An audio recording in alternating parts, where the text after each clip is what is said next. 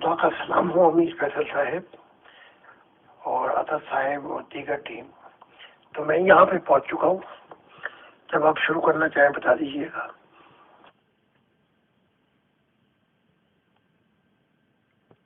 अस्सलाम वालेकुम व रहमतुल्लाहि व बरकातुहू to all dear group members of pure discussion group. हम आज एक बार फिर से मोहतरम जाहिद खान साहब का पुरखुलूस इस्तकबाल करते हैं प्योर डिस्कशन ग्रुप में। उनको वेलकम कहते हैं और बहुत ही दिली तौर से इस्तकबाल करते हैं उनका एक और सवाल जवाब की नशिस्त के लिए। तो आए मोहतरम जाहिद खान साहब। मोहतरम जाहिद खान साहब and all dear group members of pure discussion group, अस्सलाम वालेकुम व रहमतुल्लाहि व बरकातुहू। सर, हमारी बातचीत स्टार्ट हुई थी रिगार्डिंग मुल्हिदीन, यानी कि वो लोग जो खुदा ताला की एग्जिस्टेंस से ही इनकार करते हैं। तो मेरा सवाल ये है मोहतरम, सबसे पहला कि जो भी मज़ाहिब या रिलीजन्स आए हैं, जिन जिन नबियों ने जो जो भी टीचिंग्स दी हैं, उन्हें टीचिंग से हमें ये पता चलता है कि किन रिश्तों में हम शादी ब्याह कर सकते हैं, किन रिश्तों में नहीं। फॉर एग्जाम्पल कुरान शरीफ ने बाकायदा एक तरह से डिस्टिंग्विश कर दिया है कि फॉर एग्जाम्पल फूफी या बुआ से शादी नहीं हो सकती, माँ से नहीं हो सकती, बेटी से नहीं हो सकती, बहन से नहीं हो सकती, और फिर इस तरह की बातें भी हैं कि दो मुस्लिम बहनों से एक साथ शादी नहीं हो सकती, वगैरह वगैरह। तो सवाल ये है, क्योंकि आप तो एक नबूवत के एलिमेंट हैं और आपसे जानकारी लेना मेरे ख्याल से बहुत अच्छी बात रहेगी, क्योंकि आप तो सिर्फ खुदा ही का दावत देते हैं, खुदा को मानने की और उसके करीब होने की। कि जो भी मुल्हिदीन लोग हैं, मैंने देखा है कि अगर उनसे इस तरह का सवाल कर दिया जाए तो वो चिढ़ जाते हैं और अक्सर करके फिर सख्त रवैये पे आ जाते हैं कि भाई आप लोग अपनी माँ से या बहन से या बेटी से शादी क्यों नहीं कर सकते, आखिर क्या वजह है। तो इन बातों का जवाब अगर वो नहीं भी करते तो कहाँ से देंगे वो इन बातों का, कौन से मजहब से या कौन सा रिलीजन से। सर, क्या इस बात पे रोशनी डालते हुए हम ये बातचीत शुरू करें? तो आप प्लीज बताएं अपने पॉइंट्स। शुक्रिया। जितने भी मज़ाहिब आए हैं, मैं फॉर इस मज़ाहिब को छोड़ देता हूँ, जैन, क्रिश्चियन और ये बुद्ध वगैरह, कन्फ्यूशियन वगैरह। लेकिन जो मशरिक से आए हैं उनकी तालीमात एथिक्स, मॉरल, स्पिरिचुअल वैल्यू पे है। अगर आप जो मूसा नबी है उनकी तालीमात पे गौर कीजिए तो ये जो अभी आपने दोहराई हैं चीजें, माँ से शादी, बहन से शादी वगैरह वगैरह, इसे ममनू करार दिया है और ये वजूहात मॉरल भी है कि ये रिश्ते जो हैं इनका जो पामाल कर दिया जाए माँ बहन और इस किस्म के रिश्तों को, तो फिर मॉरल वैल्यू नहीं रहती सोसाइटी के अंदर। तो पुराने अहदनामे के अंदर तफसीलात से इसका जिक्र है।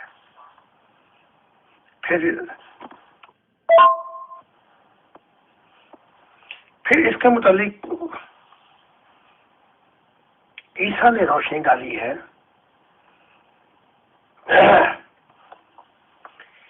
कि जो कोई शख्स अपनी औरत को सिर्फ एक वजह से छोड़ सकता है, अगर उसने बदकारी की हो, वरना बिल्कुल भी नहीं छोड़ सकता, चाहे कैसे ही हालात हों। तो एक आदमी एक औरत की तरफ इशारा किया गया है। उसके बाद मोहम्मद साहब आए तो इन्होंने तफसीलात के साथ किन किन रिश्तों से शादी जायज है और किन किन रिश्तों से जायज नहीं है। तो जो मोहम्मद साहब ने काम किया है कि ये रिश्ते ममनून कर दिए गए हैं, बिल्कुल ठीक है।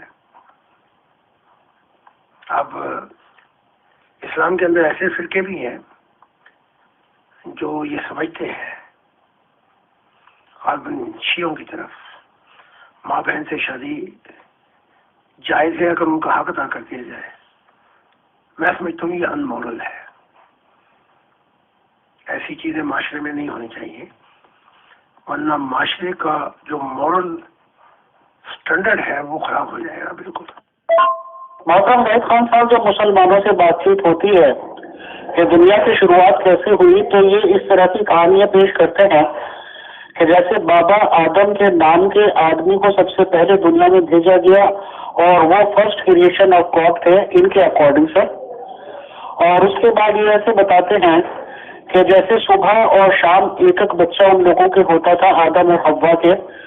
और इस तरह की कहानी जो दिल में अजीब व गरीब सी कैफियत पैदा करती है कि शायद अगले दिन सुबह तक वो जवान हो जाते थे, और जो सुबह को एक लड़का पैदा हुआ, शाम को लड़की पैदा हुई, और अगले दिन जो हुई उनकी आपस में शादी कर दी जाती थी। तो जाहिर सी बात है कि बहन भाई का कॉन्सेप्ट ये हो गया।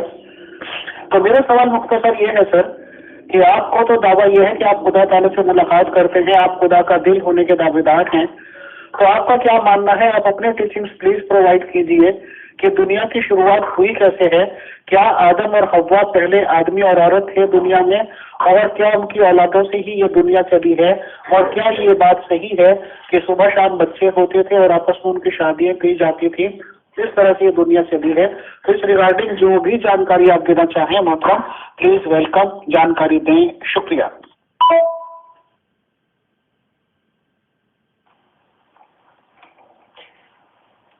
जिस आदम की कुरान बात करता है ये बड़ा नजदीक का जमाना है, 6000 साल।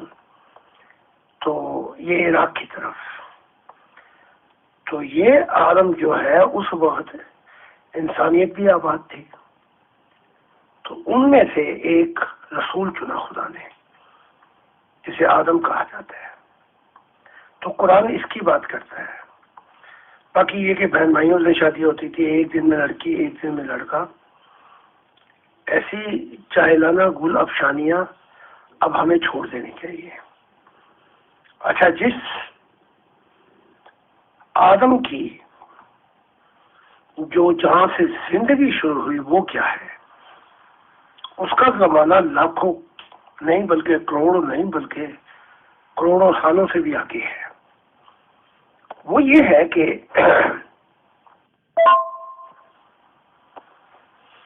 जिंदगी के कई एवोल्यूशन हुए हैं।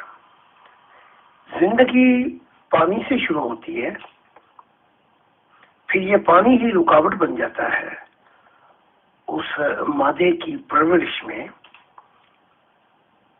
तब फिर इस मादे को जो भी जिसे एलियंस कह लें या फरिश्ते कह लें, खुश्की पे लेके आए ठीकरियों की सूरत में।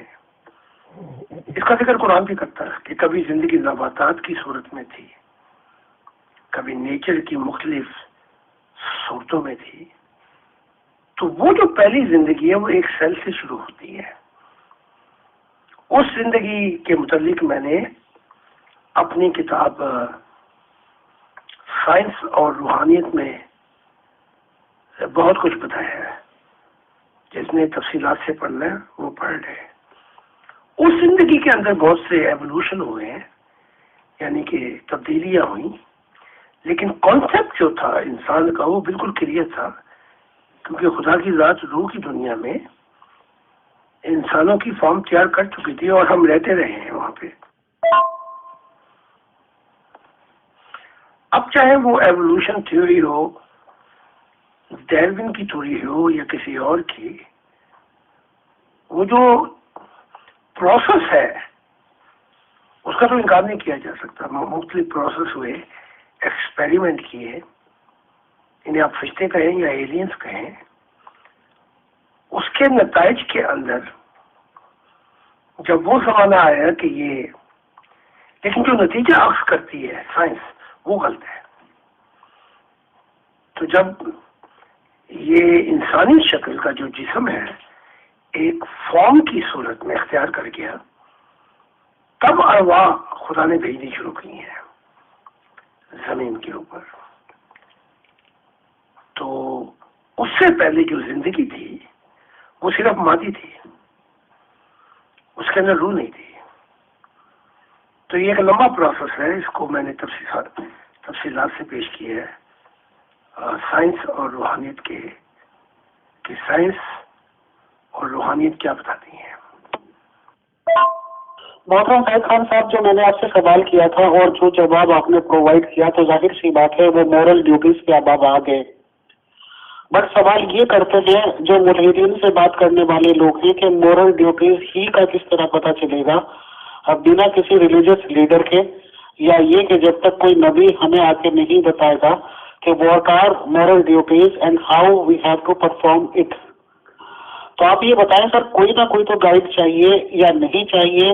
मुल्हिदीन तो जब खुदा ही की एग्जिस्टेंस नहीं मानते हैं तो वो आखिर मानेंगे कैसे? किस चीज से उनको मनवाया जा सकता है और आखिर वो क्यों मानते हैं? बताएं। शुक्रिया।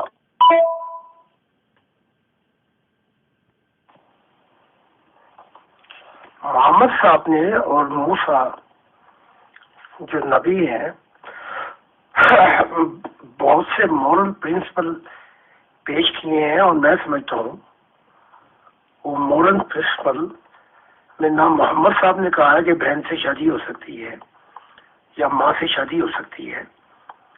तो ये मुसलमानों की गुलब शानियाँ कि बहन भाई शादी करते थे, ये कहाँ से ले लिया कॉन्सेप्ट? वो तो बिल्कुल इनकारी है इस मामलात के अंदर। कुरान इनकार कर देता है। तो अगर अब आप आते हैं मॉरल वैल्यू पर, तो ये मॉरल वैल्यू यूरोप में भी है। बहन से शादी मना है, बल्कि सना भी है। माँ से शादी पनिशमेंट है। ये प्रिंसिपल जो है ये पूरे कोई इस्लाम के नहीं है, ये यूरोप में भी है। ये मॉरल वैल्यू, अगर आप एक गलत काम करते हैं तो, बल्कि यूरोप में तो इससे भी ज्यादा है कि पेडोफिल अगर किसी बच्ची के साथ, उसके प्रिंसिपल क्या है। तो ये जो मॉरल वैल्यू है ये तो इस वक्त पूरी दुनिया में है। तो इससे जो एथियस्टिक सोसाइटी है अरहाद की, उसका क्या ताल्लुक हो गया? वो क्वेश्चन करेंगे हम खुदा को नहीं मानते, तो उस पर कोई साइंटिफिक सबूत दिए जा सकते हैं।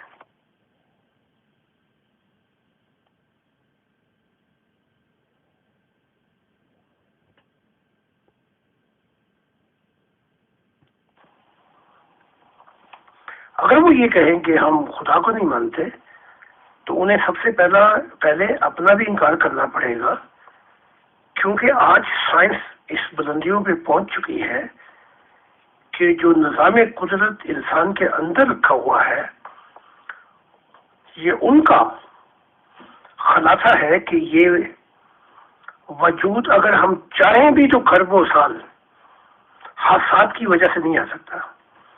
जैसे इंसानी जिंदगी शुरू होती है, जैसे आंख कान, इसका निज़ाम क्या है, ब्रेन का निज़ाम क्या है, इस पर आज भी स्पेशलिस्ट रिसर्च कर रहे हैं, और 40-40 साल की इन्वेस्टिगेशन के बावजूद वो इसकी हैयत को नहीं समझ सके। तो ये पहले अपना ही इनकार कर दें, क्योंकि जो तशरीह साइंस करती है वो कहती है एक जो जिस्म है फॉर्म, उसका भी 1% नहीं, 100% नहीं, मिलियन % कोई ऐसा वजूद है जो इस चीज को तख्लीक करता है। तो ये तो फिर एथियस्टिक अपना ही इनकार कर बैठे, तो बाकी रह गया। मोहतरम जाहिद खान साहब, जो एक बहुत ही छोटे से स्टेटमेंट या छोटे से सेंटेंस की बात कही जाती है, that nature is God and God is nature, इस रिगार्डिंग आप क्या कहना चाहते हैं सर? क्या इसमें कोई सच्चाई की झलक लगती है या नहीं? प्लीज बताएं। शुक्रिया।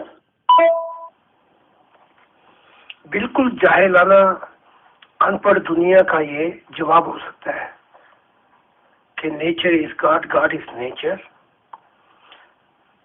क्योंकि आज जो है साइंस ऐसे बेहुदा ख्यालात को ठोकर मार देती है कि अगर नेचर जो है वो खुद ही खुदाई औसाफ रखती है, तो फिर नेचर खुद ब खुद खुदा है।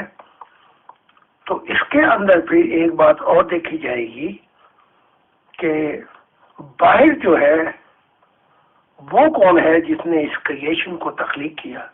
ये तो एक जमीन ही है ना, तो अब जो मॉडर्न साइंस की दुनिया में हम कदम रखते हैं तो वो बताती है जमीन तो एक छोटे से एक नुक्ता कायनात है। जितनी क्रिएशन है, जितनी मुहावरा क्रिएशन है, इनके पीछे एक दिमाग है, चाहे वो उसे खुदा नहीं मानते, चाहे वो मजहबी तौर पर उसका नाम नहीं लेते, लेकिन वो कहते हैं कि वो कोई ऐसा हाई बीइंग है कि वो ऑर्डर, गाइडेंस और इस जिंदगी को तरतीब दे रहा है जो सेपरेट है हमारी कायनात से। यानी वो कॉन्सेप्ट को जिंदगी दे रहा है और हकीकत बना रहा है, लेकिन उसका एक अलग वजूद है। तो ये जो लोग एथियस्टिक में भी है ऐसे लोग कि कायनात खुदाई और साफ रखती है, और अगर कायनात खुदाई और साफ रखती है तो फिर इस कायनात को खुदा अगर आप मानेंगे तो आपका रिश्ता इस मॉडर्न जिंदगी से जो तरक्की कर रही है उससे जाहिलाना तौर पे बिल्कुल कट जाएगा आपका। यही तो मैं कह रहा हूँ, बार बार फिर बता रहा हूँ कि साइंस और रूहानी पे जो किताब लिखी है उसकी तफसीलात ही यही है। How God created the things and creation and why God created, कैसे तख्लीकात हुई ये साइंस, और क्यों हुई उसका जवाब रूहानी देती है।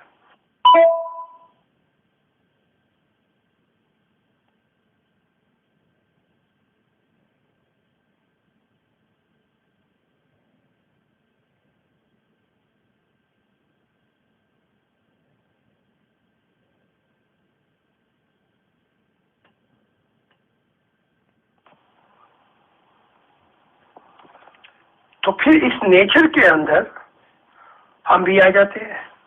तो क्या हम खुदा हैं? और एक कॉन्सेप्ट उससे भी जाहिलाना है कि खुदा हर चीज में है, सांप में है, जानवरों में है, हिटलर में है। अब जो हिटलर ने 6 करोड़ इंसानियत का खून कर दिया था, तो क्या अब हम हिटलर को भी खुदा माने? ये जाहिलाना कॉन्सेप्ट है। खुदा जो है वो कॉज है, मुकदमा। क्रिएशन जो है वो रिजल्ट है। इन दो चीजों को समझना पड़ेगा। God is the first cause of the universe, and creation itself is the result and fact। वो बता रही है।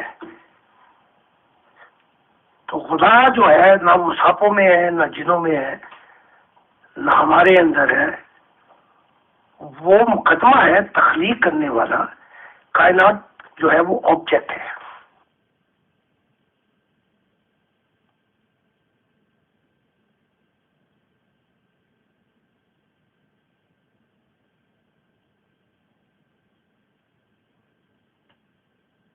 मोहतरम जाहिद खान साहब, शायद कुरान शरीफ के पढ़ने के बाद इस तरह की कहानी सी सामने आती है कि जैसे अल्लाह ताला या खुदा पहले पानी पर था, फिर उसका वो अर्श पर जा ठहरा, और 3, 4, 5, 7 दिन बताते हैं कि टोटल क्रिएशन को बनाने में उसको लगे। यानी कि पहले उसका अर्श पानी पे था, फिर कहीं ऊपर है, दिस एंड दैट जो भी वो लिखा हुआ है, उस रिगार्डिंग आप क्या कहना चाहेंगे और आपकी तालीमात क्या है, बताएं। शुक्रिया।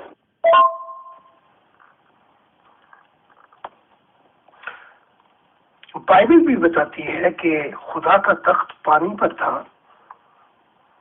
और फिर कुरान भी उस गिनती को दोहराता है, लेकिन गिनती में फर्क आ जाता है कुरान की गिनती में कि तख्त पानी पर था। अब देखें, कहा यह गया है कि तख्त जो है वो पानी पे था, खुदा की ताकत का तख्त। अब पानी के अंदर जो जिंदगी है जहां से शुरू होती है, इसमें 2 एलिमेंट आ जाते हैं, हाइड्रोजन और ऑक्सीजन। 2 हरियाले और 1 हरियाला आता है जिससे कंबाइन होकर पानी बनता है। तो बताया ये जा रहा है कि वो गैसेस जो कि इस वक्त साइंस भी तलाश कर रही है, उनका वजूद जो था वो खुदा की ताकत थी जिससे जिंदगी शुरू की। यानी कि 2 एलिमेंट हाइड्रोजन कार्बन और एक एलिमेंट ऑक्सीजन। यहां ये मुंह बंद से मुराद जो है कायनात जो है अभी प्रोसेस शुरू नहीं हुआ था, ये मुराद है मुंह बंद। अब साइंस की जो रिसर्च है वो बताती है कि जिंदगी के वजूद और प्रोसेस के अंदर हजारों ऐसी गैसेस थी जिनका अब वजूद नहीं है। अब जो वजूद है वो हमारी जिंदगी के लिए बिल्कुल वही मिकदार है। मिसाल के तौर पे इस वक्त हवा के अंदर 21% ऑक्सीजन है जो हमारी सांस के लिए इंतहाई मौजू है। अगर आप इसको ड्रॉप करके नीचे ले जाए, थोड़ा सा 21 है, ड्रॉप कर ले, सांस लेने में दुश्वारी आ जाएगी। अगर 21 से ऊपर ले जाए तो गर्माइश की वजह से फेफड़े फट सकते हैं। अब सवाल ये है कि 21% एक्सैक्टली ऑक्सीजन जिसकी हमें जरूरत है वो रही, बाकी हजारों गैसेस डिसअपियर हो गई। इस सवाल का जवाब तो साइंस के पास भी नहीं है। इसका जवाब मैंने दिया है रूहानियत में, और वो किताब पढ़नी पड़ेगी। अगर एशिया के अंदर ये नहीं पढ़ सकते, यूरोपियन पढ़ रहे हैं और इन चीजों को समझकर वो बहुत नजदीक आते जा रहे हैं कि रूहानियत जो है वो सब्जेक्ट है, साइंस ऑब्जेक्ट है। हजूर खुदा की सलामती। हमारे एक मेंबर उन्होंने सवाल किया है कि वो किसी को नहीं मानते, कहते मैं कोई नहीं खुदा को नहीं मानता। मैंने कहता ऐसे बातें मेरे दिन चढ़ता है, रात आती है, कौन चढ़ाता है, ये एक साइंस है। तो ये जितने भी नमाजें पढ़ाते हैं कहते हैं कि ये है वो, इन्होंने किसी ने फरिश्ते को देखा या किसी को खुदा को देखा? किधर है खुदा? ये जितने भी नबी हैं वो कहते हैं जबरील अलैहिस्सलाम उन्होंने देखा, और तो किसी ने नहीं देखा जबरील अलैहिस्सलाम को, या किसी ने देखा और भी देखा है किसी ने, या किसी सहाबा कराम ने देखा है जबरील को। वो कहते हैं ये खुदा, ये भाई आई वो आई, ये कुरान है, ये किसी ने नहीं देखा। ये सब बातें हैं, कुछ साबित करो कहाँ है खुदा। ने किसी को देखा तो सामने लाओ, कहाँ है खुदा, उसको कोई ऐसी बात बताओ। ये सब कहते हैं देखा, हमने देखा, किसी को दिखाया नहीं। वो उसका ये सवाल। तो हुजूर आप इसके बारे में क्या फरमाते हैं?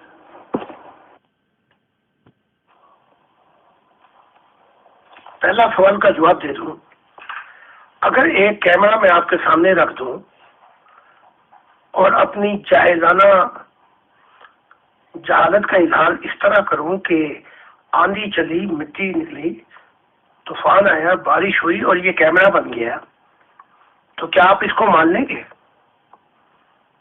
आप कहेंगे बेवकूफ, ये इजाद है साइंस की, बड़ी मेहनत के साथ ये कैमरा वजूद में आया है, ये हादसाती नहीं हुआ, हादसे में आ गया, हवा चली, चक्कर चले और या 2 गाड़ियां टकराई और ये कैमरा निकल आया।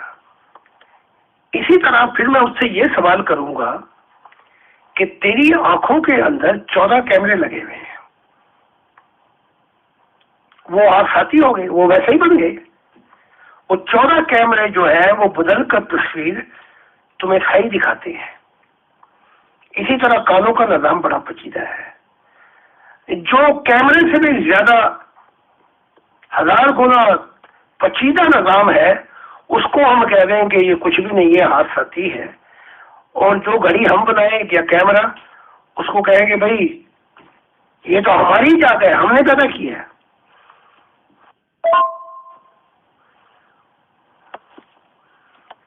अब जो है आते हैं सवाल, खुदा को किसने देखा है? यानी कि मैं नहीं मानता, ये भी एक जाहिलाना अकीदा है कि एक शख्स किसी पेड़ में बैठ के कहे अभी फजूल है जी, लंदन वगैरह कोई चीज नहीं है, भी मशहूर कर दिया गया है। क्योंकि मैंने लंदन नहीं देखा। वो जाहिल आदमी, अगर तूने लंदन नहीं देखा तो हजारों ने तो देखा है लंदन, वो बताते हैं लंदन कैसा है। वो गए, उन्होंने नक्शा खींचा। अगर कोई इल्हाद का शख्स ये कहता है मैंने खुदा को नहीं देखा, तो लाखों गवाहियां मौजूद हैं जिन्होंने खुदा को देखा और फिर एक ही वक्त में नहीं आए वो कि कोई मंसूबा बना के कहा चलो हम सारे इकट्ठे होकर कहते हैं। वो तारीख में आगे पीछे आते रहे और जो नक्शा खींचा खुदा का, उससे ही पता लग रहा है कि उसी खुदा को देखा, हालांकि वो एक दूसरे को जानते भी नहीं थे।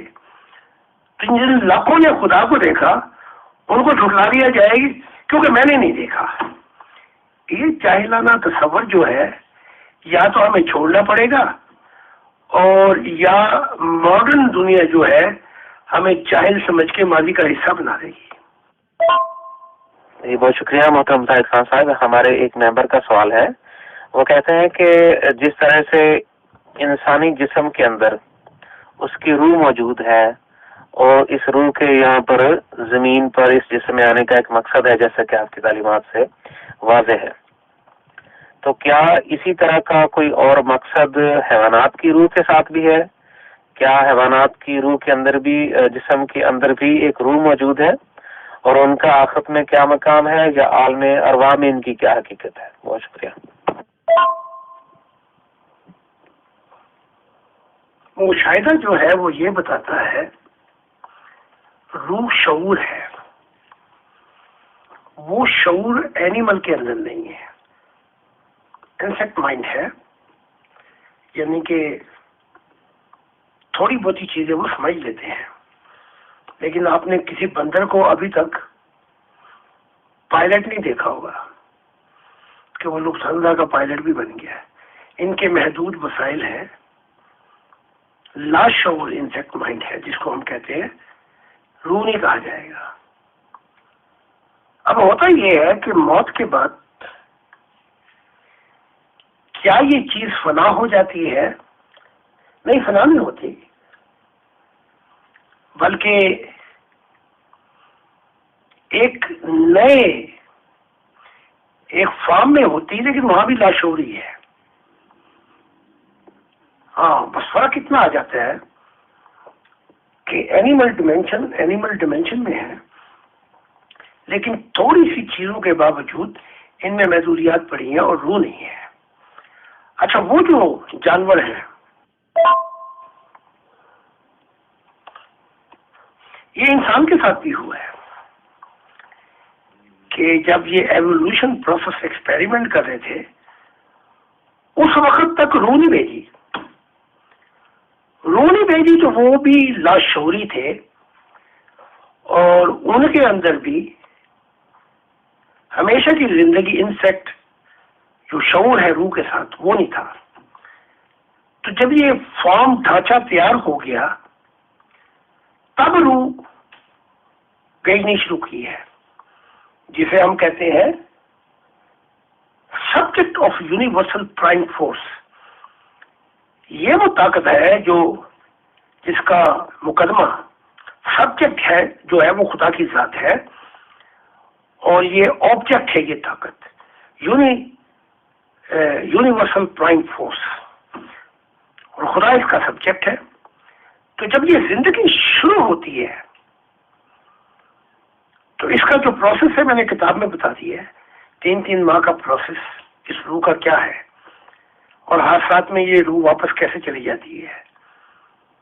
तो जानवरों में और हमें शौरी मखलूक में फर्क करना पड़ेगा।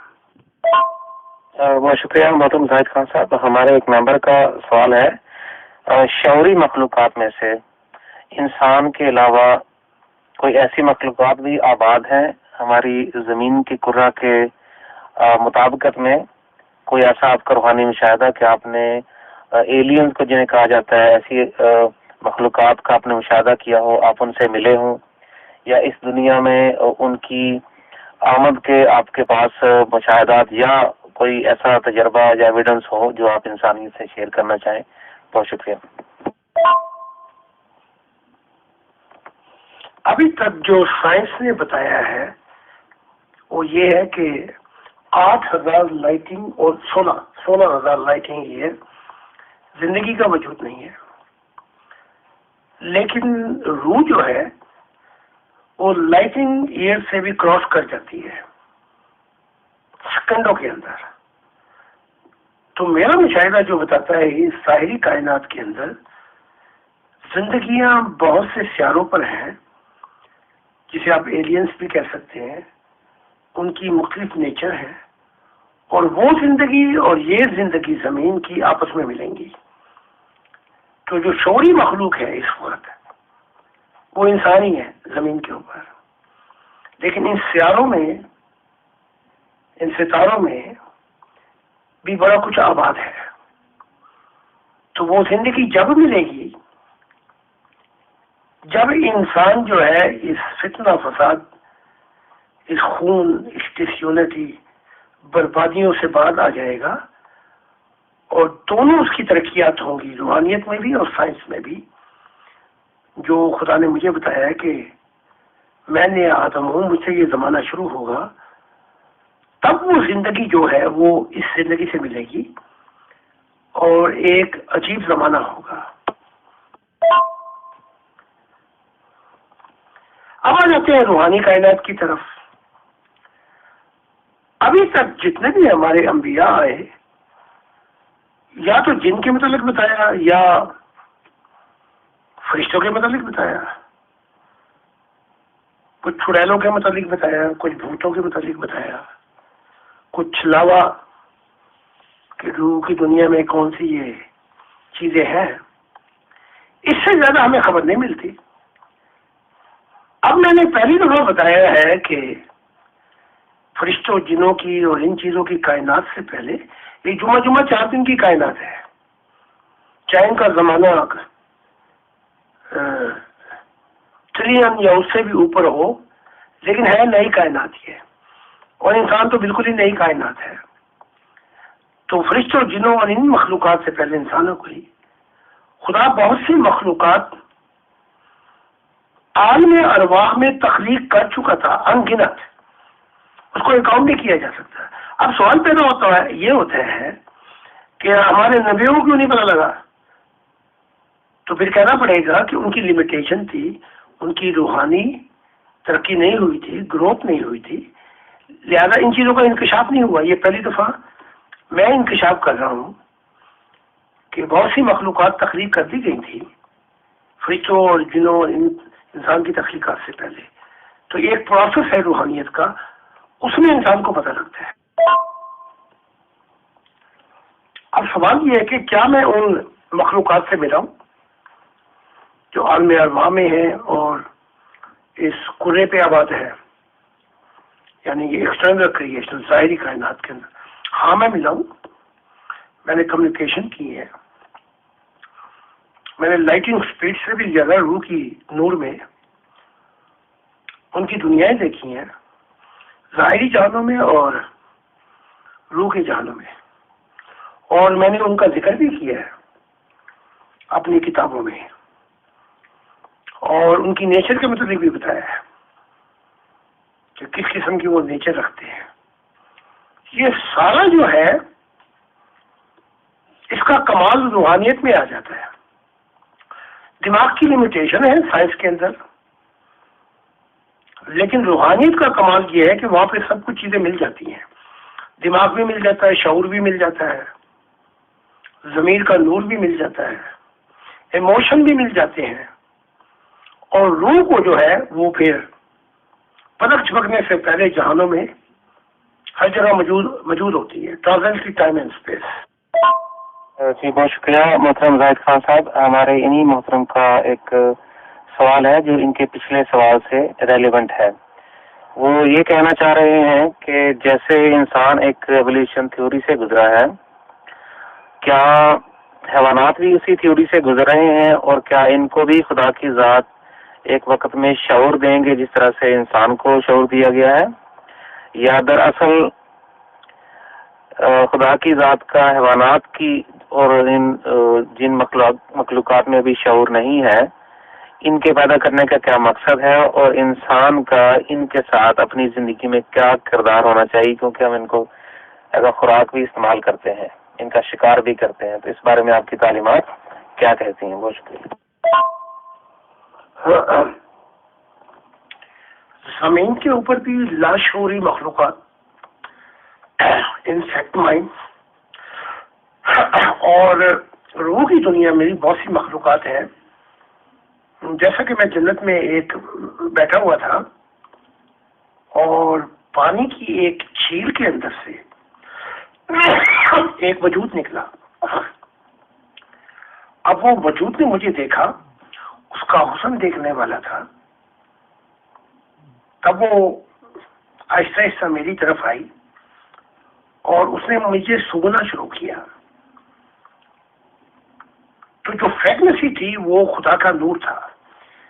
उसको सूंघ कर फिर वो मेरे साथ चिपटी, फिर उसने मेरे बोसे लिए।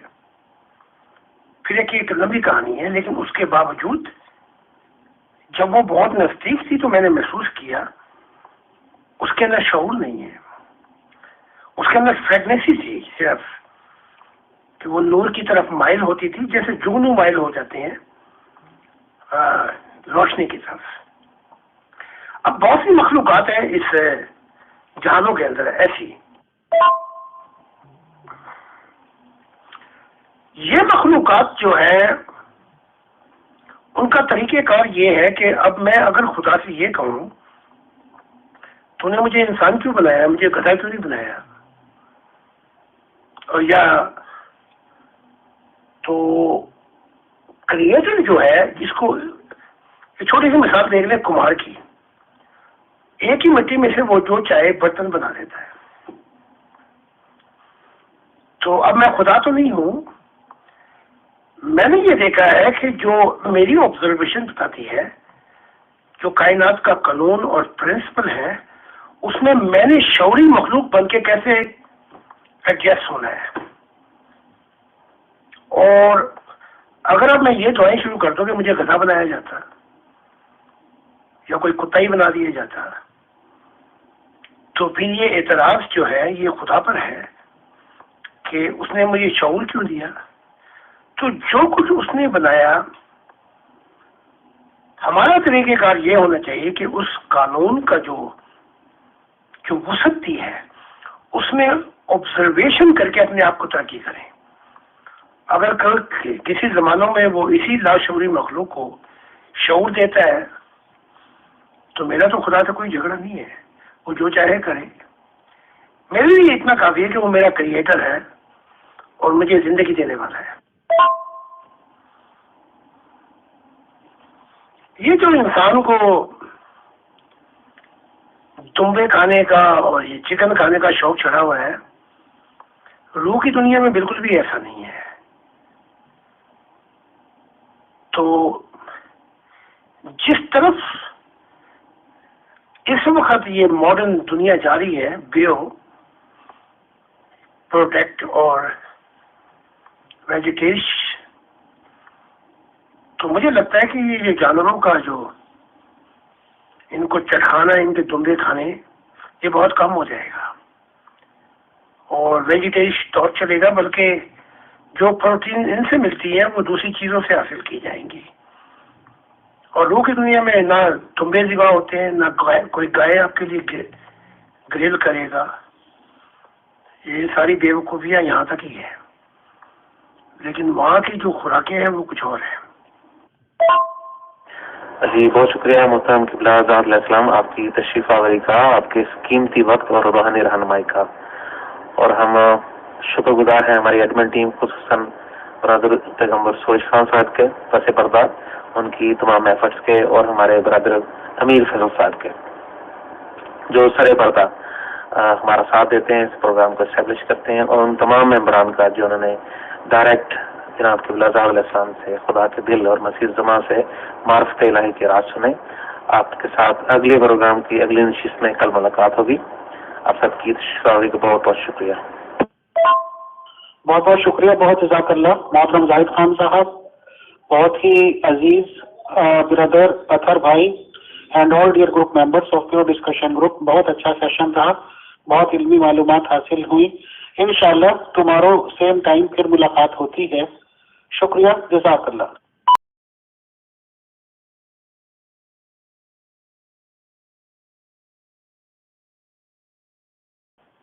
बहुत बहुत शुक्रिया अमीर फैसल साहिब आपका, अतर साहिब का, जो हमारे नबी हैं, सूरज साहिब जो हमारे नबी हैं, और दीगर टीम का जो ये प्रोग्राम को मेंटेन करती है।